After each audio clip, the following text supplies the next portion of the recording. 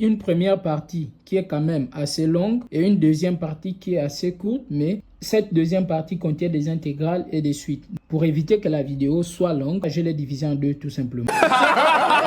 Bienvenue dans cette nouvelle vidéo. Donc, c'est un exercice tiré du bac tunisien session 2025, section mathématiques.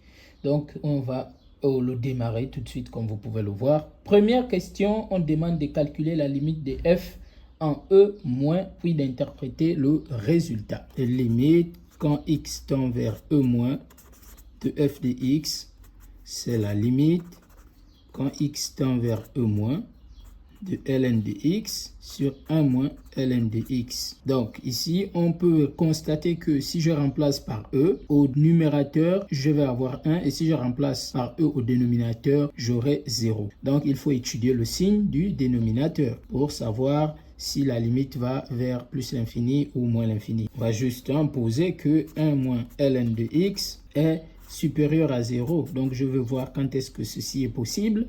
Ça veut dire que ln de x est inférieur à 1, ce qui signifie que x est inférieur à e. Très bien. Donc, on voit que si x est inférieur à e, 1 moins ln de x est strictement supérieur à 0. Et effectivement, cet intervalle nous arrange. Pourquoi? Parce que nous travaillons sur 0e.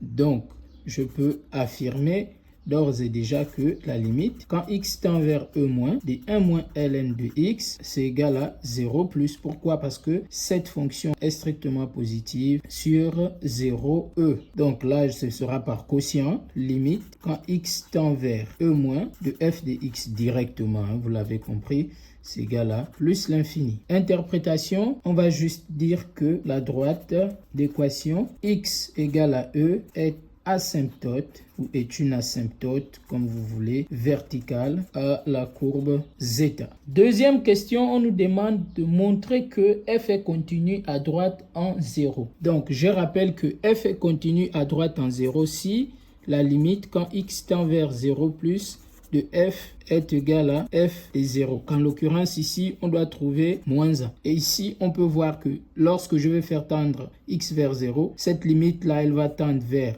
moins l'infini. Et ici aussi, ça va tendre vers l'infini. Et donc, infini sur infini, c'est une forme indéterminée. Pour lever l'indétermination, on va factoriser par le terme prépondérant. Et ici, le terme prépondérant, c'est ln de x. Donc, j'obtiens limite quand x tend vers 0 plus. Au numérateur, je n'y touche pas. Par contre, au dénominateur, je factorise par ln de x. Or, limite quand x tend vers 0 plus de 1 sur ln de x moins 1.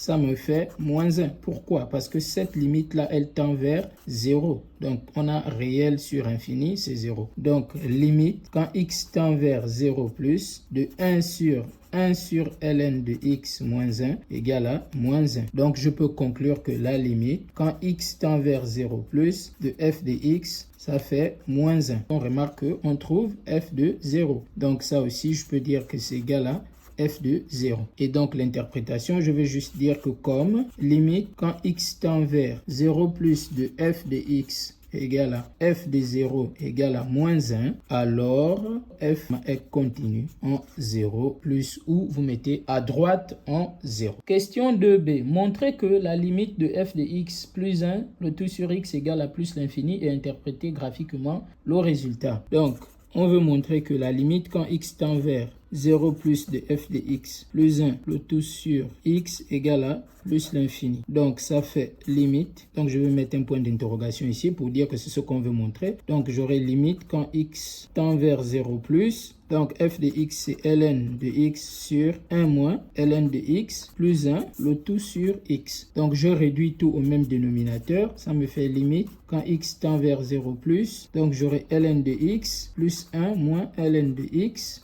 Le tout sur, je multiplie le tout par x, j'obtiens x facteur de 1 moins ln de x. Et là, je peux éliminer les ln de x il me reste la limite quand x tend vers 0 plus des 1 sur... Alors ici, je vais développer x moins x ln de x. Pourquoi je développe? Parce que je vais retrouver une limite de référence. Et là, c'est bon. Alors pourquoi? Parce que souvenez-vous que x est strictement supérieur à 0. Et on a aussi vu que 1 moins ln de x est strictement supérieur à 0 sur l'intervalle sur lequel on travaille. Donc, puisque ces deux nombres-là sont strictement supérieurs à 0, qu'est-ce que ça implique en termes de limites? Ça veut dire que même si je les multiplie, donc x moins x ln de x est strictement supérieur à 0. Donc, ça veut dire que si je prends la limite, quand x tend vers 0 plus de x moins x ln de x, ben, ça va être égal à 0 plus, d'accord? D'où limite quand x tend vers 0 plus de 1 sur x moins x ln de x, ben, c'est égal à plus l'infini. Limite quand x tend vers 0 plus de f de x plus 1 sur x, c'est égal à plus l'infini. Maintenant, on nous demande d'interpréter. On vient de montrer que la limite, quand x tend vers 0 plus de f de x plus 1 sur x égale à plus l'infini. D'accord? Mais en réalité, cette limite qu'on vient de calculer là, je peux la réécrire comme étant la limite quand x tend vers 0 plus de f de x moins 1.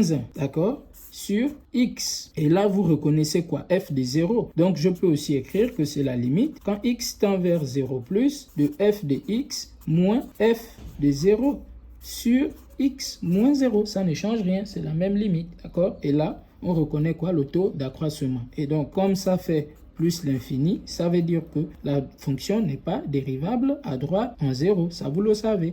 Et donc, ça veut dire que la courbe zeta admet une demi-tangente verticale à droite en 0 dirigée vers le haut. Question 3a. Montrez que pour tout x de 0, f' de x, c'est 1 sur x facteur de 1 moins ln de x, le tout au carré. Donc, on sait que f est dérivable sur 0e. Pourquoi? Parce que tout simplement, 1 moins ln de x est strictement supérieur à 0. Donc, c'est différent de 0. D'accord? Donc, je rappelle que f de x, c'est ln de x sur 1 moins ln de x. D'accord? Donc, comme on s'assure que le dénominateur ne s'annule pas, donc la fonction est bien dérivable. Donc, je peux dériver, quel que soit x appartenant à 0, e, f' de x, c'est donc la forme u sur v. Donc, je vais dériver, c'est u' v. Donc, avec mon u qui est égal à ln de x, donc c'est 1 sur x. Et mon v, c'est 1 moins ln de x. Et ensuite, je dérive maintenant mon v. C'est la dérivée. Pour la dérivée de moins ln de x, c'est moins 1 sur x. Donc, avec le moins de la formule, ça va me faire plus, d'accord? Donc, c'est ln de x fois 1 sur x sur 1 moins ln de x, le tout au carré, d'accord? Et là, je peux mettre 1 sur x en facteur, voilà. Donc là, je peux simplifier par ça et j'obtiens finalement 1 sur x facteur de 1 moins ln de x, le tout au carré. Ici, c'est pas un fois, désolé. Donc, c'est juste la distribution de ce qu'il y a ici. Donc, effectivement, j'obtiens bien que f' de x, c'est 1 sur x facteur de 1 moins x, le tout au carré. Question 3b, dresser le tableau de variation de f. Alors, donc, pour faire le tableau de variation, on doit d'abord chercher le signe de la dérivée. Or, nous savons que pour tout x appartenant à 0e, x est strictement supérieur à 0. Donc, 1 sur x est strictement supérieur à 0, ça c'est bon. Nous savons aussi de plus que 1 moins ln de x est strictement supérieur à 0. Ça veut dire que 1 moins ln de x, le tout au carré, est encore strictement supérieur à 0. Même en prenant l'inverse, on est encore strictement supérieur à 0. Donc là, je peux conclure que quel que soit x appartenant à 0, f' de x est strictement supérieur à 0. Ça veut dire que f est strictement croissante. Donc là, je peux faire mon tableau de variation. Donc ici, on a plus et ici, on a f de x. Donc la limite en 0, c'est moins 1. La limite en e, c'est plus l'infini. Et voici, donc j'obtiens mon tableau de variation. Question 4. Soit I le point de zeta d'abscisse 1 sur E. On donne ci-contre le tableau de variation de f'. Petit a, justifier que I est un point d'inflexion de la courbe zeta. Donc, on va exploiter le tableau de variation de f' qu'on nous a donné. Et là, on va plutôt se concentrer sur la dérivée seconde. Donc, on remarque que f seconde s'annule en changeant de signe au point d'abscisse 1 sur E. Ça veut dire tout simplement que le point, donc en l'occurrence le point I, des coordonnées, 1 sur E, f de 1 sur E est un point d'inflexion de zeta. Question 4b, montrer qu'une équation de la tangente t à la courbe zeta au point I est y égale à E sur 4x moins 3 quarts. Donc, l'équation de la tangente, ça c'est classique, f' de 1 sur E facteur de x moins 1 sur E plus f de 1 sur E. Alors, f' de 1 sur E, vous pouvez regarder dans le tableau, c'est déjà donné. Donc, c'est directement E sur 4, facteur de x moins 1 sur E. Maintenant, f de 1 sur, on peut le calculer, c'est ln de 1 sur E sur 1 moins ln de 1 sur E. Mais ln de 1 sur E, normalement, c'est moins 1, d'accord? Et ln de 1 sur E aussi ici, c'est moins 1, mais avec le moins ici, ça va faire plus. Donc, c'est moins 1 demi, d'accord? Parce que ici, on aura 2 et ici, on aura moins 1. Donc, ici, je vais mettre moins 1 demi. Et là, je développe tout. J'aurai E sur 4, x, moins. Donc, je peux simplifier avec les E, moins 1 quart. Et ici, plutôt que d'écrire moins 1 demi, je vais écrire moins 2 sur 4. Et donc, effectivement, on obtient bien E sur 4x moins 3 quarts. Donc, on a bien l'équation de t. Question 4c, étudier la position relative des états et t. Qu'est-ce qu'on peut faire? Donc, on a le choix, soit on exploite d'abord le tableau, puisque pendant le bac, c'est question aussi de rapidité. Donc, je disais, soit on exploite le tableau qu'on nous a donné pour nous permettre de savoir la position relative. Donc, moi ici, je vais exploiter le tableau qu'on m'a donné en faisant des phrases. J'observe à partir du tableau qu'on m'a donné que pour tout x de 0e, f seconde de x est strictement négative. Donc, ça veut dire que zeta est concave sur intervalle 0, pardon, ici c'est 1 sur E. Sur l'intervalle 0, 1 sur E. Et donc, nécessairement, zeta est en dessous de t, d'accord? La même chose, lorsque f seconde sera positive, donc ça c'est pour tout x de 1 sur E à E, f seconde de x est strictement supérieur à 0. Donc la courbe zeta est convexe, d'accord? Donc ici on exploite la convexité et la concavité, donc sur 1 sur E, E. Et donc si cette courbe-là elle est convexe, ça veut tout simplement dire que zeta est au-dessus de t. Voilà. Donc, pour ceux que ça intéresse, on peut aussi regarder la deuxième méthode. Donc, on va poser phi de x qui est égal à f de x moins y. D'accord? Donc, ici, ça va nous faire f de x. Ce n'est pas la peine de remplacer f de x. On remplace seulement y par sa valeur. Et là, vous savez que pour étudier le signe d'une fonction, on dérive. Donc, je vais dériver et on voit bien que phi, puisque c'est f moins y, donc phi est aussi dérivable, ou du moins phi est même 2 fois dérivable. Donc, je peux dériver 2 fois. Donc, je dérive une première fois, j'obtiens f' de x moins E sur 4. Et là, normalement, je dois étudier le signe de cette dérivée-là, mais ça va être un peu compliqué. Donc, je dérive encore une seconde fois et je pourrais avoir le signe de la dérivée. Et phi seconde de x est égal à f seconde de x. Et là, c'est parfait. Pourquoi?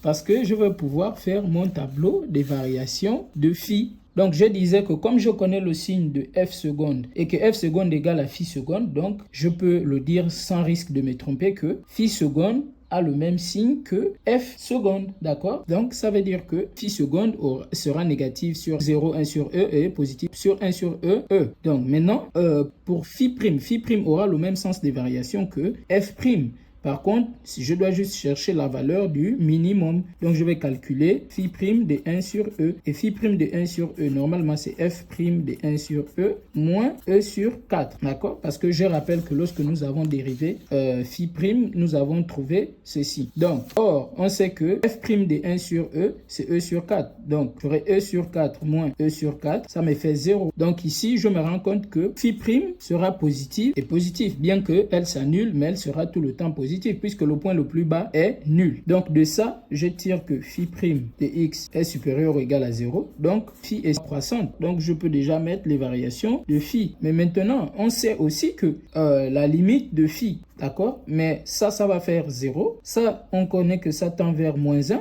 Donc moins 1 plus 3 quarts, c'est moins 1 quart. Donc, ça veut dire qu'ici, c'est moins 1 quart. Et en E, ça va faire plus l'infini, tout ça, parce que ce sera la même chose. Donc, on remarque que notre fonction va forcément s'annuler quelque part. Je vais calculer intuitivement phi de 1 sur E.